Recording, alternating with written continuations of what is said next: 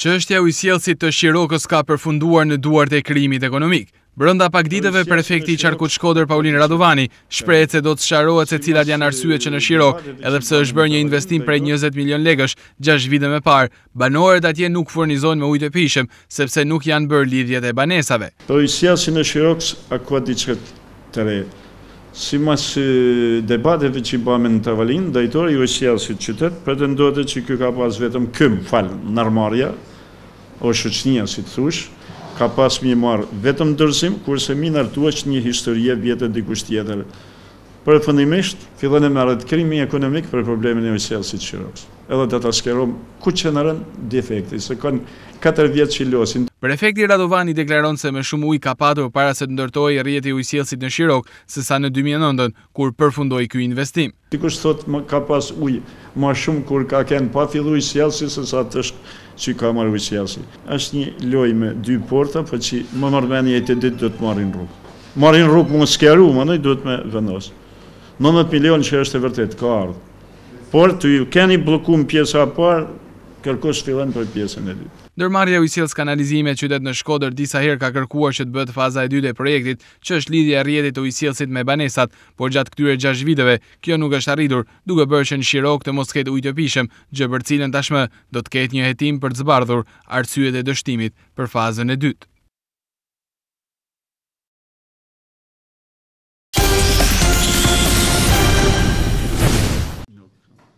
Ishte parashikuar që gjithçka të merrte rrugë sot shtunë në Bashkinë Vaudeës, por mbledhja për konstituimin e bashkisë ka dështuar. Shkak ka qenë mosnjoftimi në kohë i këshilltarëve të zgjedhur nga sekretari i Këshillit të Bashkisë Vaudeës, i cili nuk ka zbatuar ligjin, pavarësisht se të gjithë ishin gati për t'i dhënë rrugë konstituimit bashkisë.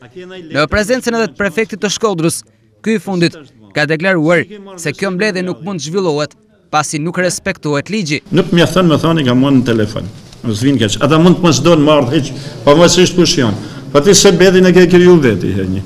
Nuk mjafton me thonë me dhanë urdhën e donat shtunën, por me përgatit tëna punë pas majt, mi votullat një që me mërit pullazit shtunën.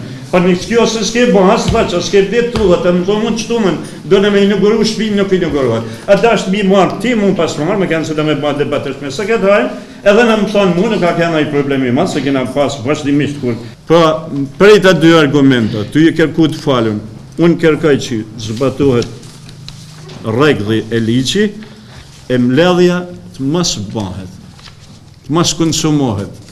Një tjetër pikë në cilën binte poshtë mbledhja e konstituimit ishte edhe mos dorëzimi i vulave nga njësitë vendore, dhe për këtë prefekti i ka lënë 24 orë afat të gjitha njësive të dorëzojnë vulat, në të kundërt do të nisin edhe procedimet penale. E dyta, që për mua ma kryesore, mund të duket formale, ka qenë një urdhën i dytë që kryetarët e njësive komuneve a dash me dorëzu vulat. Para se me dorëzu pushtetin ata se merr pushtetin kërkush tjetër. Dhe në këtë moment thotë se përveç shllakut, ne jemi me televizor, unë pa ja bëj me dieta kryetarët e komuneve, se kjo se mëna 24 orëve nuk dorëzojnë vulat, hermin kemi bërë denoncimin në urgjentisht për ta. Të e pranishëm në këtë mbledhje kanë qenë 11 këshilltarë të djathtë, ndërkohë që pas fillimit të mbledhjes kanë mbërritur edhe këshilltarët e Lëvizjes Socialiste për Integrim, por kjo mbledhje është bojkotuar nga këshilltarët e Partisë Socialiste, Partisë Social-Demokrate dhe Partisë Demokristiane, çka hedh dyshime për një organizim të qëllimshëm mes tyre dhe sekretarit të Këshillit të Bashkisë Vaudeës për të dështuar këtë mbledhje. Megjithatë, duket se ky dështim nuk do të zgjas, sepse prefekti i Shkodrës ka urdhëruar që kjo mbledhje të zhvillohet pas 3 ditësh dhe siç mësohet, mbledhja është lënë të mërkurën në orën 10.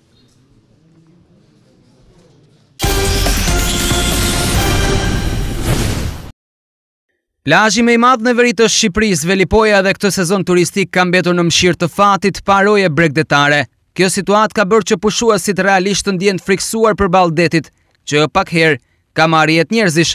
Gjatë këtij sezoni turistik, në plazhin e Velipojës kanë humbur jetën si pasojë e mbytyes në det 3 persona.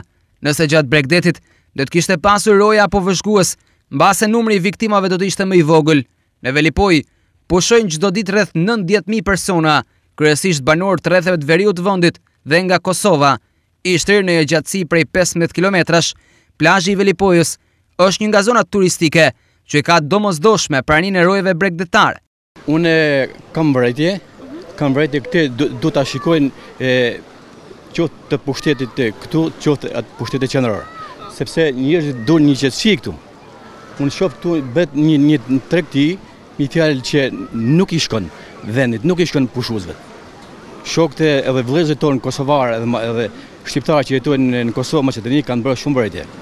Dhe kanë drejt. Edhe unë si banuesi i Vilipojës këtu, kam mbërejtje, sepse njerëzit që shesin këtu, ato mund të jenë shumë me kushte të vështira ekonomike, edhe shesin ujë, shesin misra, shesin gjëra, me fjalë shumë artikuj, njerëzit i bezdisin motor. Njerëzit kanë rrë për pushim këtu.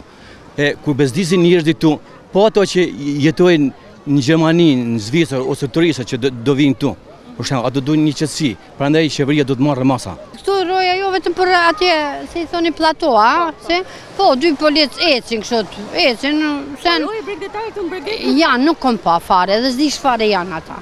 Për pushuesit situata është kthyer në jemakth, pasi u duhet të ruajnë fëmijët dhe të afërmit në kohën që hynë në ujë për të freskuar.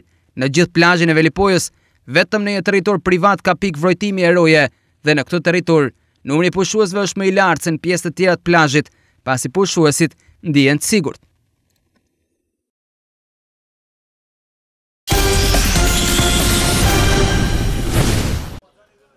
Partia Socialiste e Shkodrës ka thirrur Asamblenë e Qytetit për të diskutuar lidhur me rezultatin në zgjedhjet lokale të 2015-s. Mbledhja e asamblesë u zhvillua me dyert të mbyllura pa praninë e medjave. Në këtë asamble që ishte thirrur nga deputeti Nami Kupliku, morën pjesë përveç anëtarëve të asamblesë, kryetari i PS Andi Halluni, koordinatori Luan Heta, Kedi Bashdari që kandidoi për Bashkinë Shkodër dhe deputetja Mimoza Hafizi. Në përfundim, kryetari i PS Qytet Andi Halluni nuk pranoi të komentojë.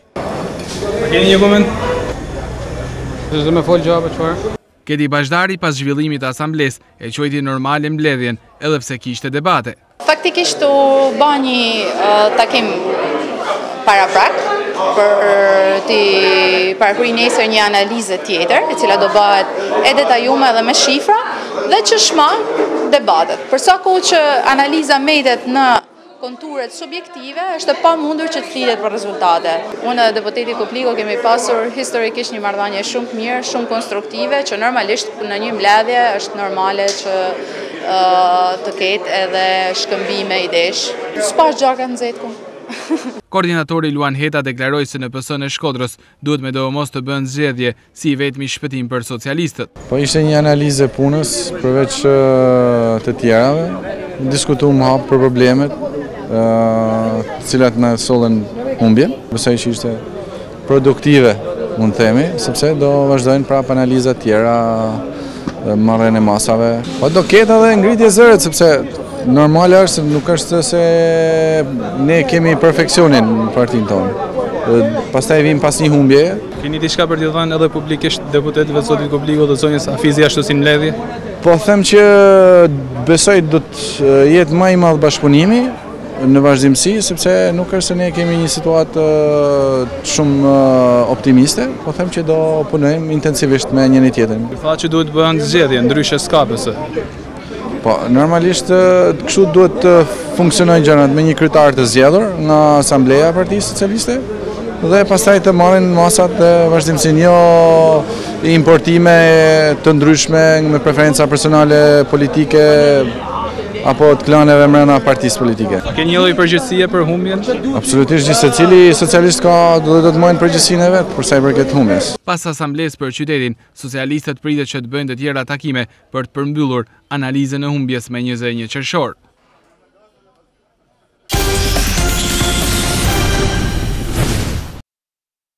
Dy deputetet e PS Nami Kupliku e Mimoza Hafizi përmes ironisë e sarkazmës janë shmangur situatës të nxehtë gjatë mbledhjes së asamblesë së PS Qytet.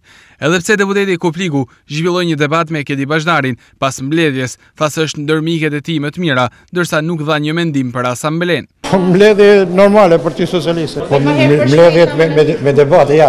Ja, kjo mbledhja. Mirë, po tash pas takimit se Po pas takimit juve keni të drejtë me ba një pyetje. Unë kam të drejtë e përgjigjem me si më në ju.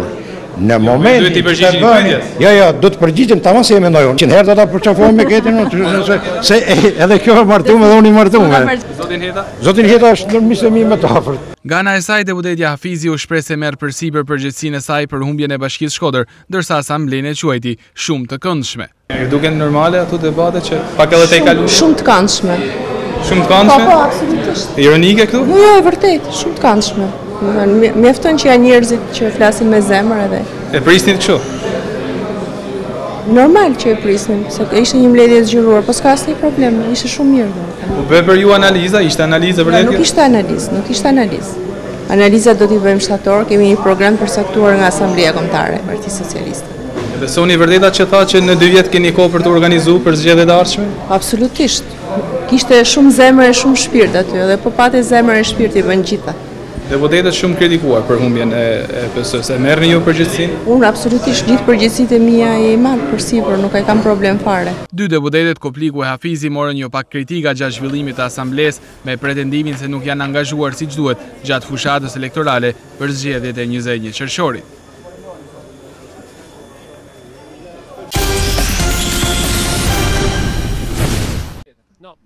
Një projekt i Ministrisë së Jashtme italiane për mbrojtjen, ruajtjen dhe zhvillimin e faunës dhe florës në Vilipoj është drejt përfundimit. 2 ekspertë italianë ishin në Vilipoj, teksa pan nga afër natyrën dhe u njohën me mjedisin. Menaxheri i projektit tha se do zhvillon aksione konkrete që kanë të bëjnë tashmë me investimet në infrastrutturë. L'Italia, in particolare la cooperazione italiana, ha una vecchia tradizione di collaborazione. Italia ka një traditë të hershme bashkëpunimi me Shqipërinë, veçanërisht sa i takon çështjeve mjedisore. Jemi këtu pasi projekti është në finalizim, por do të ketë vazhdimsi. Fa një nismë të re në bashkëpunim me IPAN. Deri tani janë bërë aktivitete shkencore, por që do të kenë një zhvillim praktik. Janë 2 zona ku pretendojmë të zhvillojmë aksione konkrete. Në këtë zonë në Velipoj, gjatë pranverës, ka një shumicë zogjsh, shtektar, dhe ajo është shumë rëndësishme për faunën. Ne jemi këtu pasi shohim zhvillimin që ka marrë Shqipëria. Ka gjithmonë më tepër qytetar të ndërgjegjshëm për ruajtjen e mjedisit, ndërsa krijimi një agjencie të posaçme për zonat e mbrojtura na jep më shumë besim.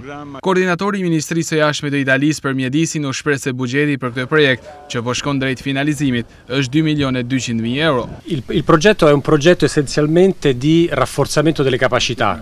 Projekti synon rritjen e kapaciteteve në bashkëpunim me Ministrinë e Jashtme, ato të mjedisit i cili përqendrohet në zonat e mbrojtura. Tani jemi në fazën e realizimit të disa prej aksioneve konkrete. Buxheti është 2.200.000 euro që janë përdorur për këto 2 zona dhe është i gjithë fondi i qeverisë italiane. Ky projekt më shumë ka në fokus rezervatin e mbrojtur të Velipojës, nga ku mund të ketë ndonjë investim, e po ashtu edhe ruajtjen dhe mbrojtjen e një perle të natyrës, siç është në tërësinë e saj, Gërgderdhja e Bunës.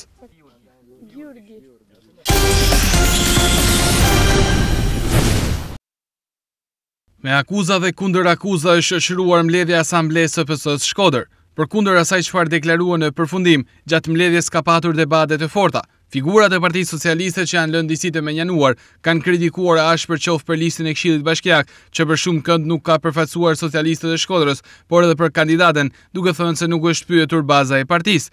Natyrisht nisur nga një mërzitje dhe zhgënjim, duke qenë se PS doli forcë të re në Shkodër, socialistët nuk kanë ruajtur qetësinë. 2 deputetët Nami Kopliku e Mimoza Hafizi u kritikuan nga një pjesë e madhe në asamble për mungesën e angazhimit, qoftë gjatë fushatës elektorale, por edhe në ditët e numërimit të votave. Po ashtu një pjesë e asamblesë kërkuan zgjedhje brenda partisë dhe në rast se një gjë e tillë nuk ndodh, atëherë për ta PS në Shkodër është e dështuar. Kryetarët dhe ish-kryetarët e komunave, po ashtu edhe ish-drejtues të PS në vite, ishin të ashpër dhe debatuan edhe me ngrirje zëri. Punësimi ishte një tjetër çështje e debatuar, teksa u tha se nga socialistët për 2 vite nuk janë punësuar më shumë se 400 vetë në Shkodër, shifër kjo që u cilësua e ulët. Nga ana e saj, ish kandidatja Kedi Bashdari mësoi të këtë thënë se objektivi ka qenë marrja 30.000 votave, gjë që për afërsisht është arritur, por sipas saj ka patur 16.000 votues më shumë nga për llogaritjet e mëparshme, dhe këto pjesa më e madhe në fshatra, pak orë përpara se të mbylleshin qendrat e votimit. Bashdari tha se nga këtu duhet të nisë analiza. Ish kandidatja u ndërprej disa herë gjatë fjalës së saj nga deputeti Kopliku, derisa u detyrua t'i thotë: "Me lër të flas se ju keni ardhur në fushat, keni thënë 2 fjalë dhe keni ikur." Një tjetër socialist u shpreh se sikur të ishte shkërir PS, do ishin marrë më shumë vota, duke vënë theksin tek mungesa e angazhimit dhe organizimit brenda të majtëve. Një debat u zhvillua dhe për aleatët e PS, LSI-n, teksa u deklarua se dalja e Bashdarit kudo për krah LSI-s ka prishur imazhin dhe dukej sikur kandidatja ishte e LSI dhe jo e PS, duke patur parasysh edhe rezultatin, ku LSI doli forcë e dytë dhe PS e treta. Duke qenë se ishte një mbledhje asambleje, një pjesë e madhe dhe pse nuk ishin të ftuar, kanë shkuar edhe pa ftesë për të thënë fjalën e tyre. Tashmë duhet pritur muaj shtator, ku në çdo rreth pritet vi kryetari i PS Edi Rama për zhvilluar analiza dhe më të zgjeruara, ku në Shkodër duket se do të ketë punë më shumë se kudo.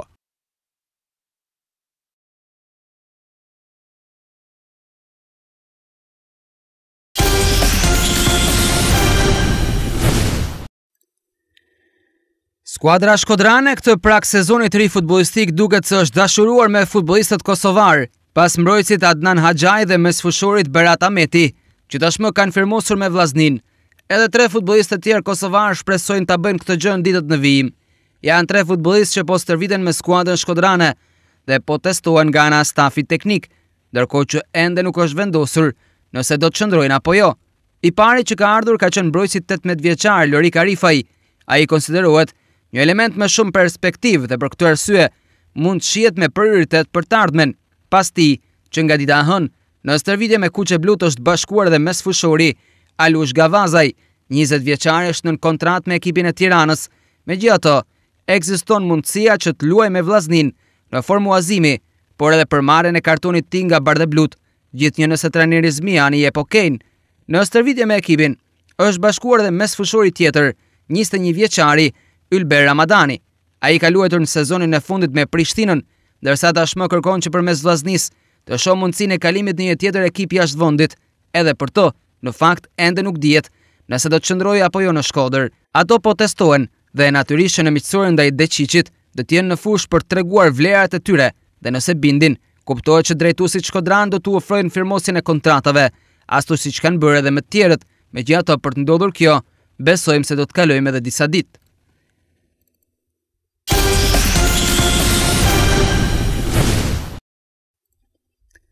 Por kuqe blut vjen edhe miqësorja e tretë në këtë përgatitore vere. Pas ditën e sotme në orën 18 në stadiumin e qytetit të Tuzit në malin e Zi, vllaznia do të ndeshet me skuadrën vendase të Deçiçit, që në kampionatin e ri do të jetë sërish pjesëmarrëse në Superligën malazeze. Kjo miqësore do t'i shërbejë stafit teknik të skuadrës shkodrane për të parë edhe një herë tjetër ndryshimet në skuadër. Janë 3 lojtarë në provë, kosovarët Arifaj, Gavazaj e Ramadani, dhe kuptohet që përballja sotme do të jetë një test i rëndësishëm për fatin e tyre të mëtejshëm. Miqësoria ndaj Deçiçit do të jetë mundësia që kuqe blut të marrin fitoren e parë në këto përgatitore. Kjo nga që ato i kanë humbur 2 ndeshjet e kaluara, pikërisht 0-1 ndaj malazezëve të Zetës dhe 1-2 ndaj Kastriotit të Krujës. Takimi do të jetë një mundësi për të testuar edhe një herë tjetër lojtarët e ardhur në merkaton e kësaj vere, të cilët duan më shumë kohë në dispozicion për të harmonizuar me pjesën tjetër të skuadrës. Ndonjëri prej tyre ka shfaqur edhe probleme dëmtimesh dhe kjo e kalon jashtë skuadrës miqësore të fundit. E për këtë arsye, pritet me interes që vllaznia të jetë e plot sa më parë për të verifikuar forcën e vërtetë saj, kur ka mbetur edhe më pak se një muaj nga nisja e kampionatit.